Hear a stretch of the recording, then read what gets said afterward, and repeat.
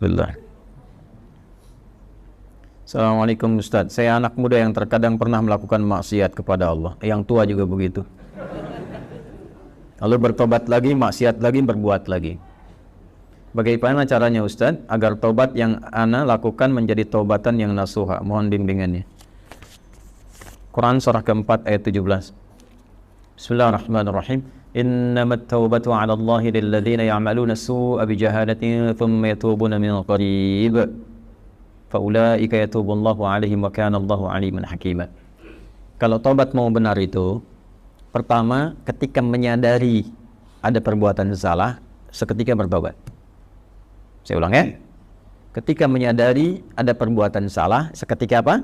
Bertobat. Karena kesadaran tentang kesalahan itu bagian dari kasih sayang Allah yang mengantarkan seorang hamba pelaku maksiat untuk bertobat. Jadi sadar itu pengantar tobat. Pahami itu dulu ya. Pahami. Dan biasanya saking sayangnya Allah, orang yang pertama kali melakukan salah itu langsung diberikan getaran pada jiwanya untuk merasakan kesalahan itu dan menilai bahwa itu salah. Nah, itu pengantar tobat. Kalau sedang ada itu cepat ambil. Karena tandanya Allah masih sayang. Yang bahaya itu kalau melakukan salah, nggak ada tanda itu bahaya.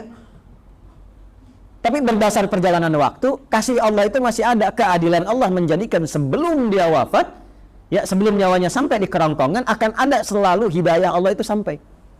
Itu pertanda kedua. Di pertama dalam diri kita, kedua dari luar.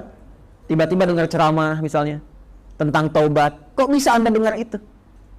Nah, itu pertanda kedua. Kalau mendengar yang demikian, cepat ambil. Ya, itu rumusnya Quran surah 29 ayat ke-68.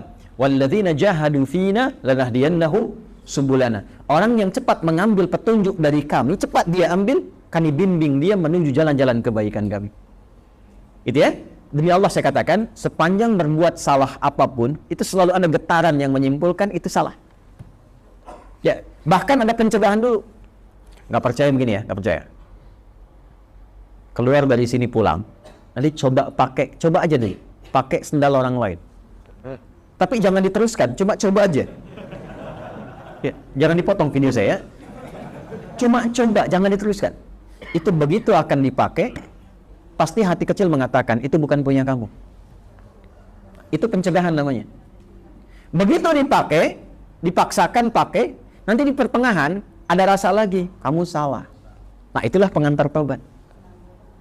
Ikuti, kalau diikuti istighfar, astagfirullah, balik lagi, dikembalikan pakai pada yang kita miliki. Itulah taubat. Ya, jadi itu rumus pertama. Kalau sudah ada rumus pertama itu istighfari dulu, sesali, dan minta petunjuk kepada Allah untuk dikuatkan bertahan dalam jalan taubat itu. Tinggal nanti kadar maksiatnya apakah dia ringan, tengah-tengah, atau kadar maksiat berat. Kadar maksiat berat itu yang sudah jadi kebiasaan.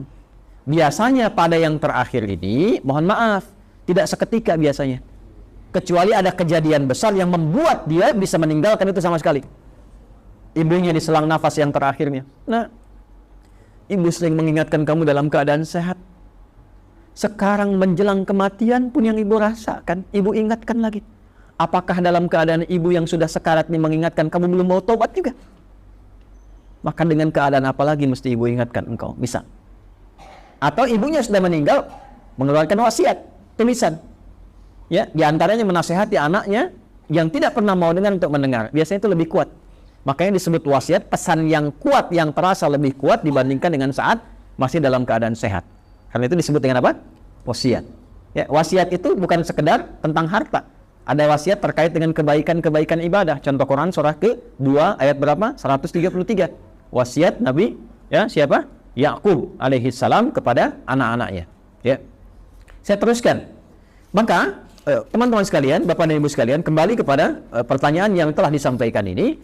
Kalau Anda kebiasaannya yang berat, misal sudah tobat, dilakukan lagi. Tapi biasanya kalau sudah tobat kadarnya lebih ringan. Maka rumusnya apa? Tobat lagi. Terus tobat lagi.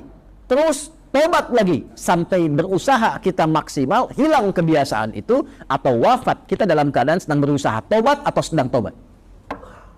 Maka itu punya nilai di hadapan Allah Subhanahu wa taala.